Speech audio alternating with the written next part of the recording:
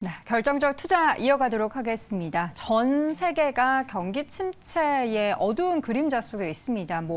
유럽은 물론이거니와 미국, 우리나라도 별반 다를 게 없는데요. 사실 그런데 유럽은 우크라이나 그리고 러시아의 우크라이나 침공으로 인해서 더 경기 침체가 심각해진 수준이 나타나고 있습니다. 그 가운데 있어서 오늘은 결정적 투자 시간 통해서 유럽 경기뿐만 아니라 오늘 시장에 대한 궁금한 내용을 이분 모시고 다 여쭤보도록 하겠습니다. 한국투자증권 박재영 차장 함께합니다. 차장님 어서 오세요. 안녕하십니까? 네.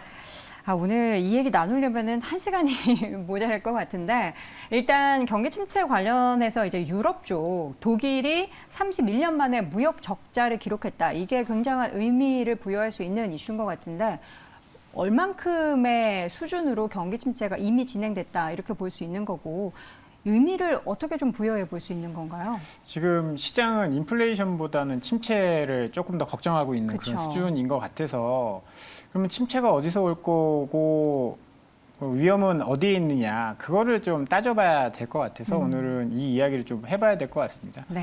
지금 시장이 사실 미국이 올라도 한국은 또 떨어지고 막 그런 상황들이 좀 답답한 상황들이 연출이 되거든요. 그렇죠.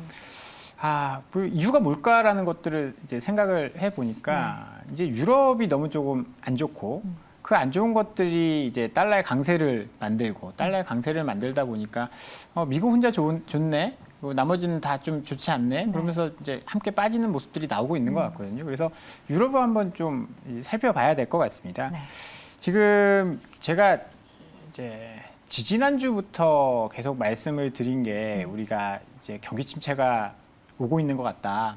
파월만 빼놓고 지금 모든 사람들이 경기 침체를 이야기하고 있다. 그래서 반등의 신호는 이제 파월이나 연준이 경기 침체 인정해버리고 우리 경기 침체 왔으니까 금리 못 올리겠어요 라고 손드는 시점이 반등이 오는 시점이다 라고 말씀을 드리고 있는데 거기서 우리가 중요한 신호로 봐야 될 게 이제 그 하이힐드 스프레드입니다. 이거는 이제 시장의 위험을 측정하는 그런 금리라고 보시면 돼요. 위험이 높을 때는 내가 좀 약간 신용도가 떨어지는 사람한테 돈 빌려줄 때는 이자를 좀 더 많이 받고 받죠.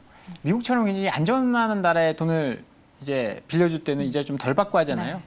그래서 지금 위험 수준이 어떤지를 확인해 볼 수 있는 중요한 척도 중에 하나가 하이힐드 스프레드인데 유로존의 평균 하이힐드 이 스프레드가 670bp까지 6.7%까지 올라갔습니다. 이게 어떤 의미냐면요. 그리고 지금 평균적으로 미국보다도 한 90bp 높은 그런 상황이거든요. 그럼 유럽이 굉장히 위험하다라는 이야기고 이게 그림이 준비되어 있는지 모르겠지만 네. 이제 이 수준이 코로나 위기 수준 직전까지 지금 올라가고 있는 그런 상황입니다. 유럽이 그만큼 심각하다라는 거죠. 네. 유럽에 돈 빌려주면 떼일 가능성이 높다. 그렇죠. 이렇게들 이제 많이 생각하고 있는 건데 그 이유는 누가 뭐라고 해도 전쟁이겠죠. 전쟁이죠. 전쟁이 이제 유럽의 앞마당은 아니고 약간 뒷마당 정도에서 벌어지고 있으니까 유럽이 좋을 리가 없잖아요. 그렇죠. 거기다 에너지 가격이 급등하고 있다 보니까 유럽이 31년 만에 이제 적자 이게 뭘 의미하느냐? 우리나라도 지금 경상수지 4월달에 적자였고 무역수지는 계속 적자잖아요. 연속적으로 적자를 보이고 있고 중국한테까지도 지금 무역수지가 적자를 보이고 있는데 그 이유는 다 에너지 가격 때문입니다. 그렇죠. 독일도 마찬가지거든요.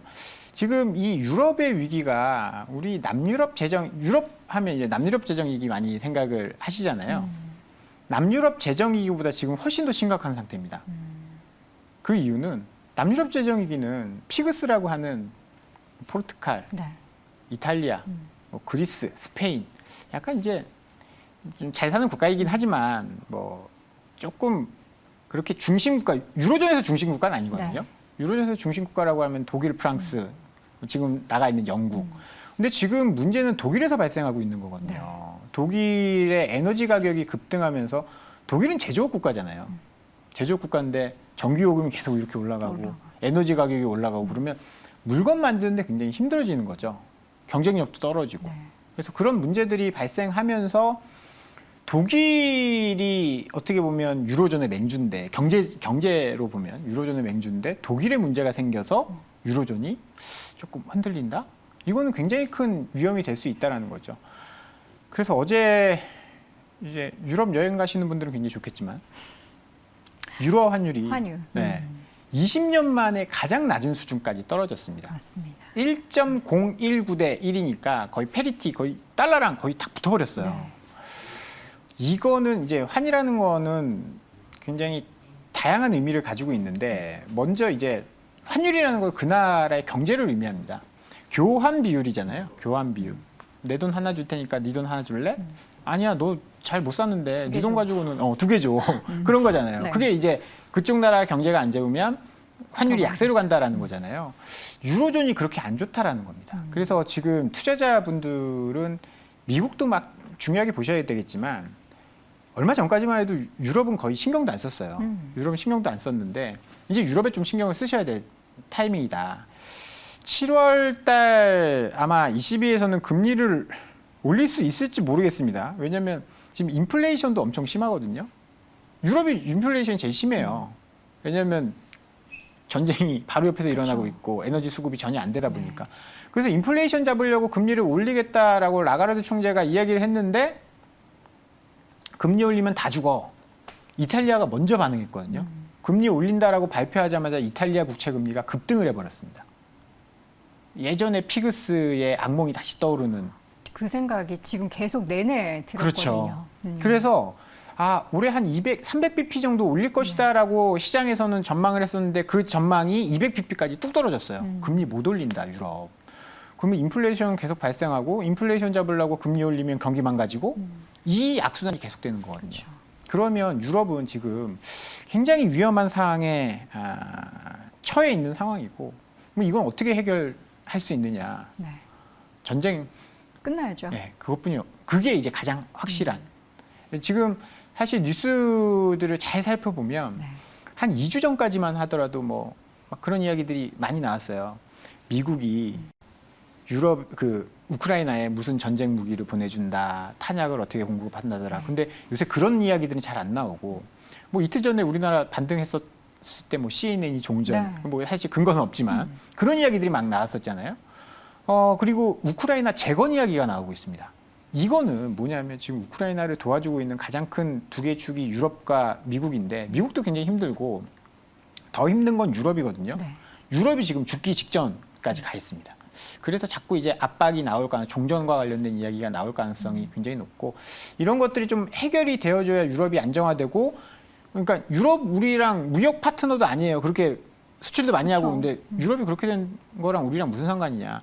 유럽이 이렇게 되면서 원화를 계속 강세로 끌고 가고 있습니다. 환율의 영향을 가장 많이 미치게 되는 요인 중에 하나가 지금 유로존 그렇죠. 이슈니까. 그럼 환율 외국인 계속 빠져나가면 네. 우리나라 수급에 좋을 것도 없고 리스크를 계속 이렇게 키우게 된다 그러면 미국은 괜찮아요. 막말로 이야기해서 미국은 상관없습니다. 미국은 상관없는데 미국이 조금 아프면 그쪽에 수출을 하는 우리나라 같은 경우에는 더 큰 타격을 입을 수 있다는 거죠. 그래서 신흥국에 대한 약간 그 리스크 오프 그렇게 되면 우리나라에서 외국인은 빠져나갈 수밖에 없거든요. 그래서 그렇죠. 유럽이 좀 안정되어 주는 게 가장 좀 중요한 지금 상황이다. 그렇게 좀 봐야 될 것 같습니다. 그런데 이게 안정되려면 이제 가장 먼저 선행돼야 하는 거는 일단 전쟁이 끝나야 되는데 그 여부는 누구도 알 수가 없는 거고 지금 얼마나 심각한지 그리고 이거를 정말 빠르게 빠져나올 수 있는지를 가늠을 해보려면 지금 상황이 어느 정도인지를 봐야 될 것 같은데 지금은 뭐 시그널만 나온다라고 하는데 실질적으로 경기 침체에 경기 침체는 이제 숫자로 왔죠. 따지자면 이미 힘이 왔죠. 우리가 이제 아까도 이야기했지 파월 의장만 네. 이야기 말 안 했다 뿐이지 네. 이번 주에 가장 큰 캐시우드가 내가 이러한 재고는 본 적이 없다. 경기 침체 이미 왔다라고 하고 제가 항상 말씀드리는 이제 애틀랜타 연은의 GDP 나우라는 지표를 네. 보면 마이너스 2.1이잖아요. 오늘 또 한번 업데이트 됩니다. 오늘 업데이트 되는 게 아마 방점을 찍을 거예요. 더 내려갈까요? 그럴 가능성이 저는 높다라고 봐요.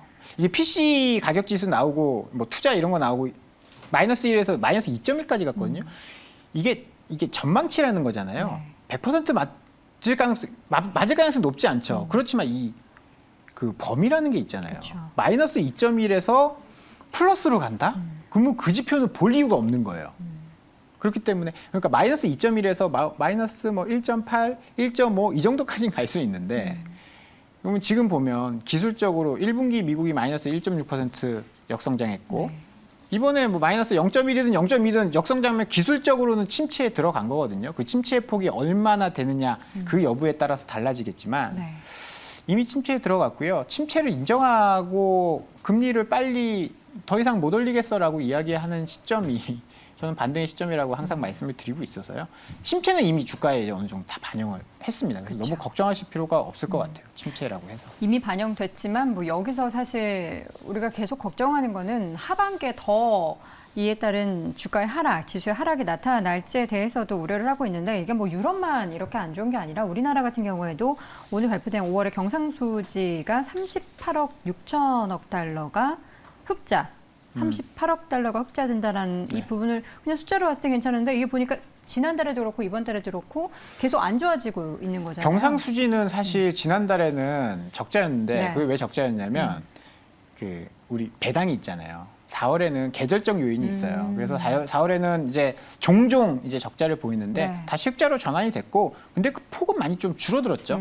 폭은 좀 많이 줄어들어서 그 이유는 에너지 가격 때문이고, 근데 이제 유가 떨어지고 있으니까 좋아질 거예요. 유가 떨어지는 것도 이게 그 배경을 봤을 때 뭔가 이제 공급이 많아져서 좀 우호적인 환경 속에서 떨어지면 괜찮은데 수요? 네, 그쪽에서 떨어지니까 이걸 또 마냥 좋게 볼 수는 없는 거잖아요. 맞습니다. 그게 사실 연준과 파월 의장이 원했었던 거잖아요. 네. 내가 공급은 연준에서 어떻게 공급을 조절합니까? 땅을 수요를 파줄 수도 줄이겠다. 없고 전쟁을 할 수도 없고 네.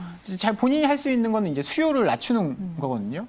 수요를 낮추는데 성공했고 지금 보시면 기대 인플레이션 계속 떨어지고 있고 조금 고통스러운 순간이 뭐 나올 수도 있겠지만 침체라는 거 시장 참여자들이 다 알고 있었잖아요. 그렇죠. 솔직히 침체라는 거 다 알고 있어서 시장의 가격에도 이미 어느 정도 많이 반영을 네. 지금 해놓은 상태이기 때문에 그거 너무 걱정하실 필요 없습니다. 그럼 말씀해 주신 것처럼 연준이 금리 이제 인상 그만할게. 우리 이제 다시 시계를 거꾸로 돌릴 거야. 요 얘기가 나올 거를 하반기에 좀 생각을 하고 계신가요? 그렇죠. 하반기에 나오겠죠. 뭐 7월 달에는 어제 그 6월 달 의사록 보니까 네. 7월 달에는 뭐 50에서 75bp 올리겠다. 무조건 올리겠다라는 뉘앙스였거든요. 네. 나는 경기보다는 인플레이션을 잡겠어. 잡는 그러면 75bp 올리는 거고. 네. 그 다음 패턴이 이제 뭐 50bp, 뭐 그다음에 25 이렇게 될 가능성이 있는데 그 순서대로 가고 3.5를 만든 다음에 내년에 뭐 상반기 중에 인플레이션이 잡힌다. 아니면 인플레이션이 생각보다 빨리 잡힌다라고 한다면 그 속도를 그러니까 25bp까지만 내려가도 시장은 좀 신호 반등을 좀 보여줄 가능성이 좀 있다라고 봅니다. 자, 그러면 우리가 기다려야 될 시간들이 꽤 있어요. 근데 그럼요. 지금 최근 시장에서 보면은 단기적인 움직임인지 알 수가 없지만 성장주라고 불리는 뭐 엔터, 게임주 이런 종목들이 막 움직이는 거는 어제 이건 그랬죠. 어떤 시그널이라고 봐야 되나요? 금리가 떨어졌잖아요. 음. 미국채 금리가 네. 떨어졌습니다. 이거 뭐냐, 미국채 금리가 왜 떨어졌을까를 생각을 한번 해봐야 되는데 미국채 금리가 기준금리 3.5까지 간다는데 왜 10년물, 2년물이 2.8이지? 물론 이제 어제 10bp 올라서 2.9까지 올라갔는데 장단기 금리 역전됐죠. 그다음에 금리 떨어지고 있죠. 이건 경기 침체를 반영하는 거거든요. 채권 시장에서 경기 침체를 반영해서 채권 금리가 떨어진 거예요. 채권 가격이 올라갔다라는 거죠. 그래서 경기 침체를 반영해서 채권 시장에서는 이미 그러고 있습니다. 연준 너희 금리 못 올릴 것 같은데? 너희 생각대로 3.5까지 못 올릴 것 같은데? 이렇게 해서 금리가 떨어진 거거든요. 그렇게 뭐 본다라고 한다면 채권 시장이 사실 주식 시장보다 똑똑합니다. 채권 매니저가 똑똑한 주식 매니저가 똑똑하다는 건 아니고 작은 규모가 크기 때문에 시장이 굉장히 좀 빠르게 반영시키고 있다. 네. 그래서 채권 금리가 그렇게 떨어지는 것들 그러니까 긍정적인 현상은 아니죠. 침체를 반영해서 떨어졌다라고 하는 거니까. 그래서 성장주가 오른다. 그럼 이 흐름도 뭐 이렇게 썩 길게 갈 수는 없습니다. 왜냐면 뭐 침체가 와서 수요가 네. 낮아진다라는데 단기적인 거죠. 워낙 뿐이다. 뭐 요새 오르는 것들 보면 주식시장 보면 가장 많이 빠지는 거는 가장 많이 오른 주식들이 많이 빠집니다. 대표적으로 이번 주 태양광, 지난주 2차전지 소재. 그리고 최근에 오르는 것들은 많이 빠진 것들이 올라오고 있거든요. 네. 뭐 바이오나 제약 이런 쪽들. 그래서 길게 가지는 못할 거예요. 단기적인 현상이라고 봐야 될 것 같습니다. 자, 마지막으로 오늘 삼성전자의 2분기 잠정 실적 내용을 좀 어떻게 보시는지 궁금합니다. 일단 뭐 시장에서 영업이익의 컨센서스를 좀 하회한 부분에 대해서도 이야기는 하지만 시장은 오늘 또 반등하면서 지수와 함께 삼성전자는 오르고는 있거든요. 삼성전자는 하반기 어떻게 보십니까? 저는 실적 잘 나왔다라고 봅니다. 네. 14조 1천억 원대인데 선방했다. 14, 뭐 컨센서스 대비해서 한 4.7% 정도 들나왔거든요. 근데 주가는 20-30% 빠졌어요. 네, 1분기에 비해서. 너무 많이 빠졌죠. 그럼 이익은 굉장히 선방한 거잖아요. 이거는 뭐 인정을 해줘야 되는 거고 매출도 77조 잘 나왔고 이제 저는 왜 삼성전자가 계속 받았던 이유 중에 하나는 과거 2018년도가 떠올랐기 때문인 것 같아요. 가장 높은 실적에서 그 다음에 하이닉스가 10조에서 2조까지 떨어졌거든요. 네. 1년 만에. 이제 그런 상황이 오지 않을까? 근데 그런 상황은 안 올 것 같습니다. 이유는 작년에 방송하는 사람들 반도체 애널리스트 가장 욕먹었었던 게 반도체 슈퍼사이클이거든요. 근데 이 슈퍼사이클은 없어졌어요. 그때 이제 처음에 하이퍼스케일러들이 계속 반도체를 사모으고 하면서 그런 사이클이 생겼었던 거고 지금 그게 적응이 되면서 사이클의 크기가 굉장히 작아졌거든요. 올랐다 내렸다 하는 진폭도 작아졌고 네. 그래서 뭐 예전처럼 실적이 반토막 날 거야 이럴 가능성은 전 높지 않다라고 보고요. 그러면 우리가 걱정하고 있었던 이익 추정치의 하향이 그래 5% 정도 수준이네 라고 본다면 지금 밸류에이션에서 더 낮게 잡을 이유는 크게 없다. PER 밸류에이션 뭐 10배 미만 8.5배 뭐 이런 이야기 하고 있잖아요. 네. 이거보다 더 낮게 잡을 이유는 없다라고 보고 있는 거고요. 이제 본실적을 봐야 알 것 같아요. 7월 28일 날 나오는 본실적에서 반도체는 이익만 가지고 평가할 수 없거든요. 앞으로 전망을 봐야 되는 건데 그 전망에서 중요한 게 수요도 중요하지만 공급이 더 중요합니다. 공급 위주의 산업이에요, 반도체는. 네.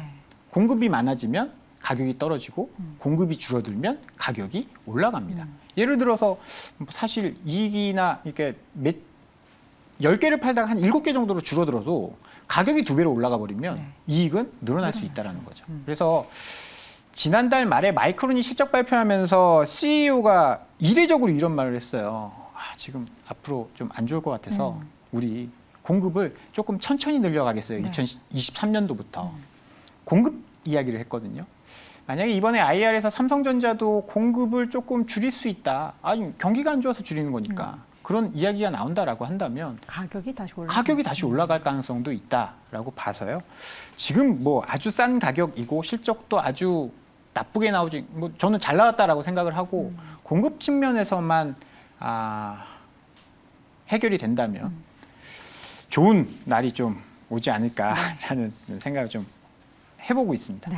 부디 삼성전자 부디 2분기 실적 이 구간이 우리 지수에도 바닥이 되기를 소망하는 수밖에 없을 것 같습니다. 오늘 시간 관계사도 여기까지밖에 못 들어서 참 아쉽습니다. 결정적 투자 한국투자증권 박재영 차장 함께했습니다. 차장님 말씀 고맙습니다. 감사합니다.